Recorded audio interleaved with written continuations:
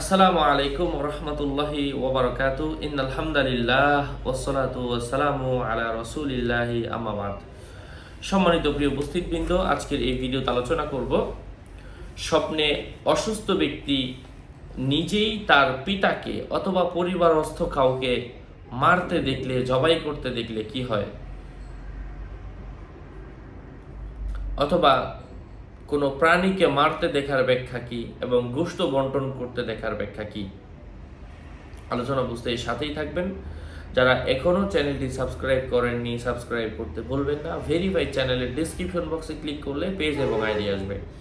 এটা ছাড়া আলাদা অন্য কোনো পেজ নেই, আইডি নেই, ইমো নেই, হোয়াটসঅ্যাপ নেই, টিকটক নেই। নাম ছবি দেখে বিভ্রান্ত হওয়া যাবে না। প্রত্যেক ভিডিওতে আলাদা সাবধান করি, সতর্ক করি। যাই হোক, স্বপ্নে কষাই দেখলে, স্বপ্নে কোনো মানুষ যদি কষাই দেখে, এর অর্থ হচ্ছে সে নিজে অসুস্থ হওয়ার সম্ভাবনা।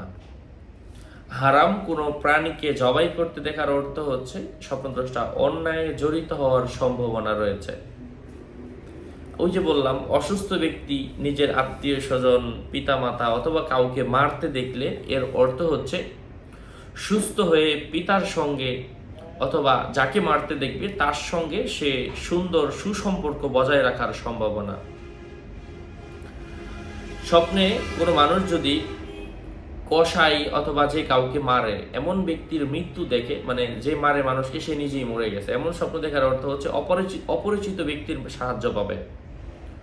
পরিচিত হতে দেখলে এতিম ও আত্মীয় স্বজনদের মাঝে সম্পদ বন্টন করবে। কেউ কেউ বলেন খুনি ও জল্লাদ হবে।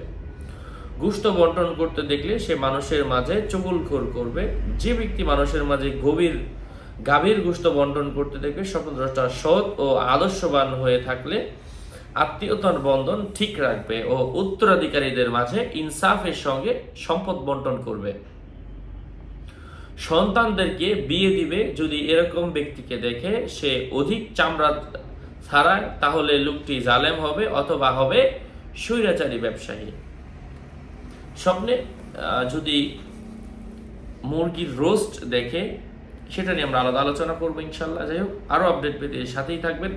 সকলের মঙ্গল কামনা করে এখানেই শেষ করছি। আরও আপডেট পেতে সাথেই থাকবেন। আসসালামু আলাইকুম রহমতুল্লাহি ওয়া বারাকাতুহু।